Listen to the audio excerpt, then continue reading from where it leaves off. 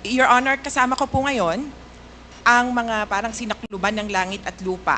Ang para po sa amin, wala pong kapatawaran kung walang katarungan at walang katarungan kung walang katotohanan. Kaya ito pong pagkakataon na ito ay para po malaman kung bakit ang quote-unquote war on drugs, gera laban sa droga, naging massacre ng mahihirap.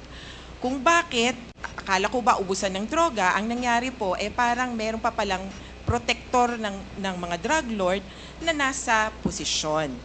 Pero ililinaw po namin na hindi po kami sasama, hindi po namin susundin yung imbitasyon ni Presidente Duterte na sumama sa kanya sa impyerno. Dito lang po kami sa mundong ibabaw para Thank po you, Attorney Conti. ipaglaban ang katarungan. Your Opo. Honor, Please avoid Yes, Your Honor. taunting. Whatever, for lack of a better word, iwasan po natin yon.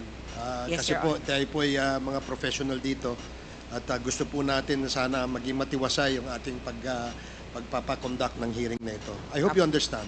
Yes, Your Honor. I'm just echoing statements from the Senate hearing, Your Honor.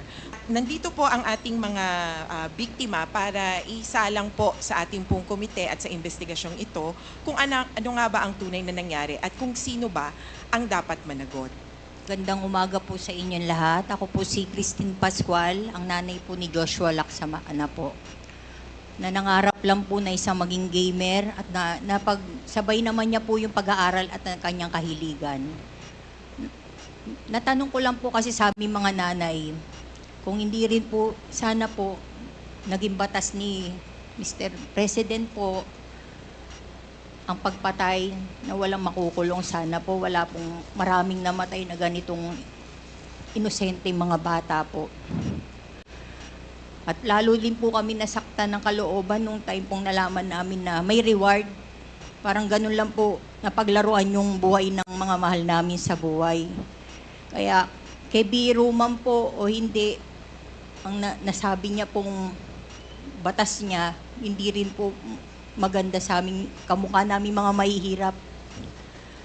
Kaya lang po lumalakas din ang loob namin. Ito na lang po yung paraan sa kamukha namin mga mahihirap kung paano po manawagan sa inyo at buksan po ang puso nyo.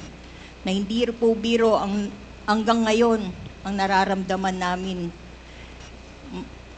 Nagmahal lang po kami ng mga pamilya namin. Kaya ganito po kami lumalaban. Hindi sana magkakaroon ng ganitong maraming namatay ko. Nadisiplina po agad ang ginawang batas po ng ating presidente. Salamat po. Okay. Magandang umaga po sa lahat. Ako po si Leory Pasco. Nanay po ako ng dalawang anak ko na pinaslang. Ano po yan? May 2017. Ito po ay isang security guard at ito naman po ay binata. Ang masakit po ay 4 po yung naiwan. Mahirap po sa amin talaga na hanggang ngayon po ay walang hustisya dahil po wala talaga pong masusing investigasyon para doon po sa mga pinaslang. Kaya nagpapasalamat po kami sa ganitong pagkakataon dito po sa binigay sa amin sa Quadcom na makadalo para po maipahayag namin ang kung anong nangyari po sa aming mga mahal sa buhay na pinatay na lang po ng ganon-ganon na lang po na wala pong tamang proseso po ng pag-iimbestiga. Kaya po isang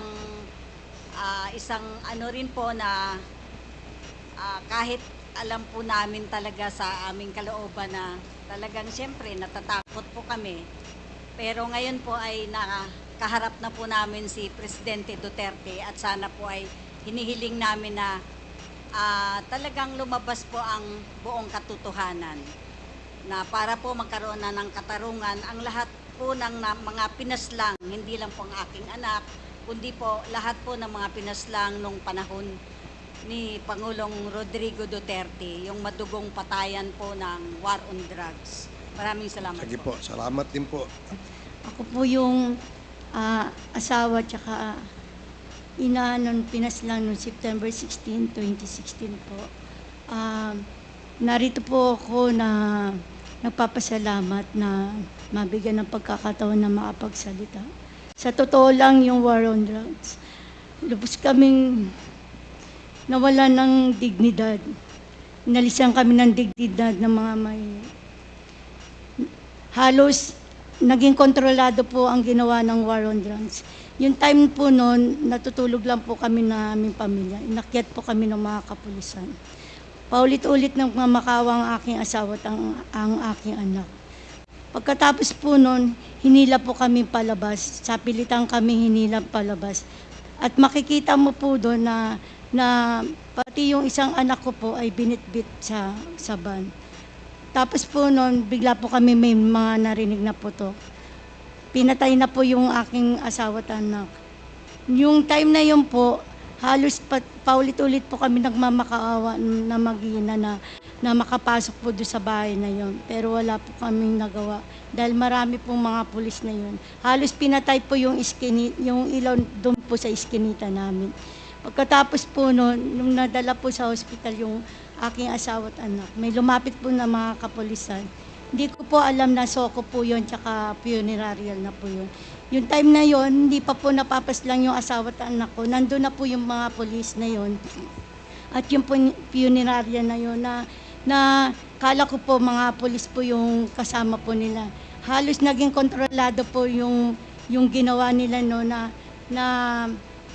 na yung ginawa po nila yon ay hindi po tama. Kaya narito po kami na sana po mabigyan ng hustisya kami mga biktima. Maraming salamat po, Mrs.